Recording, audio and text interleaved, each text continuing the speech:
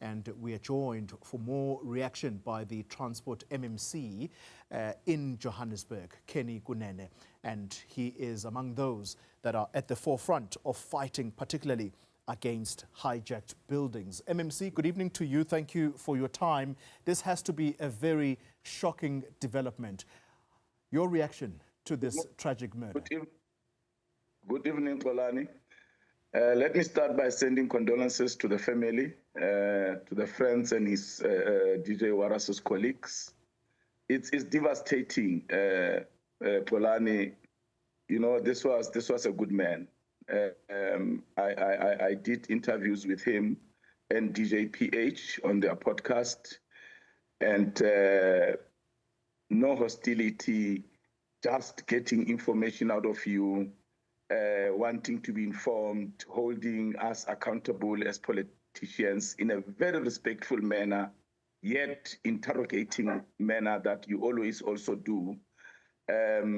It's devastating. I am really, really shocked and angry at what has happened to this young man. I spoke to DJ PH earlier on after I heard about this news, just to confirm from him, because I know they are very close, and he is very devastated.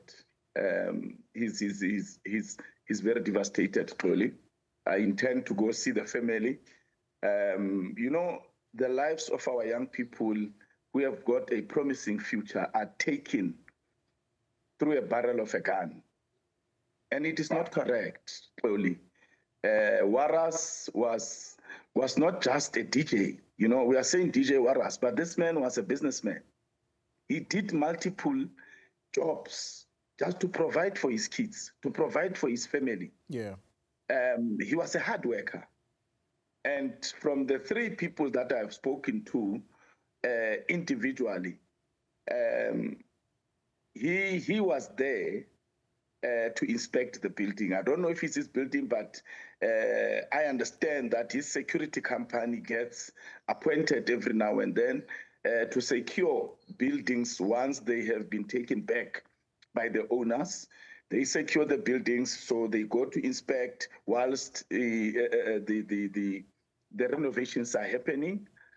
So it is clear that the man was assassinated, murdered, whilst he was doing his job.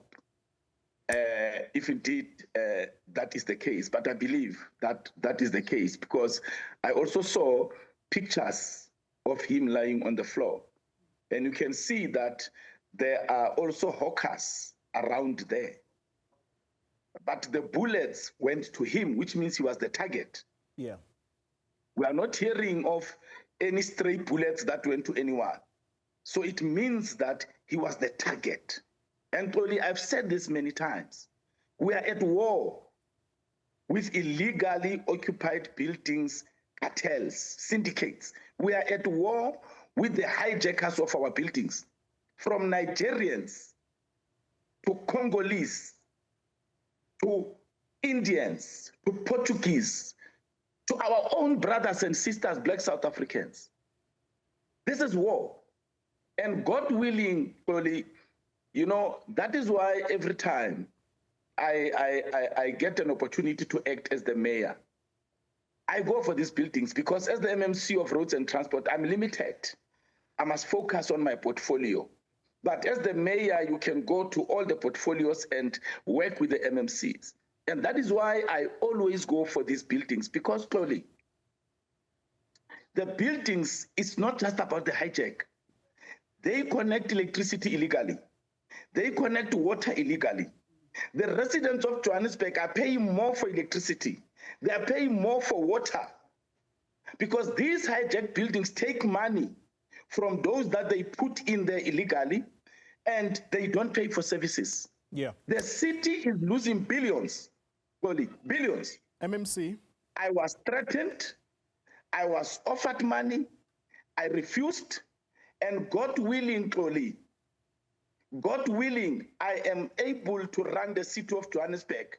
I am going to declare war on the hijackers and the criminal syndicates that are stealing billions from the city of Johannesburg that have made the lives of South Africans who have invested their pensions in property development, in buying buildings so that their children can survive, and they just come and hijack them. We are at war. All right. If the Minister of Defense and the Minister of Police do not realize, if the President does not realize that we are at war, then I don't know what to make them realize. MMC, I think that you speak with a lot of passion. There's no doubt about that. And the anger in your voice, very palpable. I have to go back to what the Deputy Commissioner of the Police was saying just a short while ago to media colleagues at the scene, and that is that the motive could. He is not definitive. He's not saying it's a fact. He says it could be related to the building, which Warras may have owned or co-owned. And he also uses the words that you've just used, that this building is occupied by both authorized and unauthorized individuals. And perhaps let's center the conversation there, because this is something that you're clearly passionate about. What is being done right now? Because as you say, the only opportunity you get to try and clean up these hijacked buildings is when you are acting mayor. What do you know about whoever runs this portfolio? Because we were made to believe just before the G20 that the CBD is being cleaned up.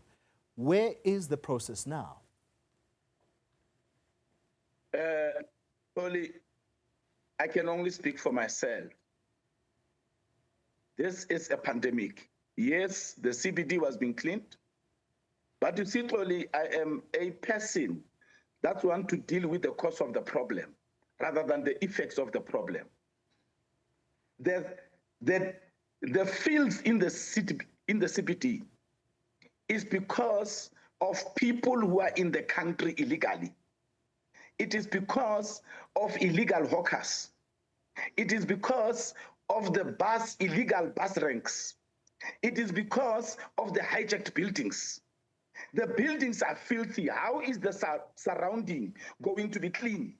So if you want to clean the city of Johannesburg, if you want to bring the inner city back to its glory, first and foremost, you must eradicate the criminal syndicates. You must clean them up. You must reclaim all the buildings, including the privately owned buildings, and hand them over to the rightful owners. That is the solution. Some of the buildings are harboring human trafficking. There's women there who have been kidnapped, that have been turned into sex slaves in these buildings.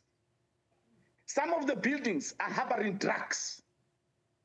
They are warehouses of drugs, a building, top to bottom. Some of the buildings are harboring guns, illegal guns. So what is happening there, Oli? The city of Johannesburg and surrounding suburbs have been turned into criminal powerhouses. That's what is happening. You see it now, it has spread to Randburg. Only at least we know of few houses that have been hijacked in Bryanston. Indeed. Right in Sandton. Yeah. So it is no longer in the inner city, it is now spread into the houses. You go overseas, you come back, there's 100 people staying in your yard.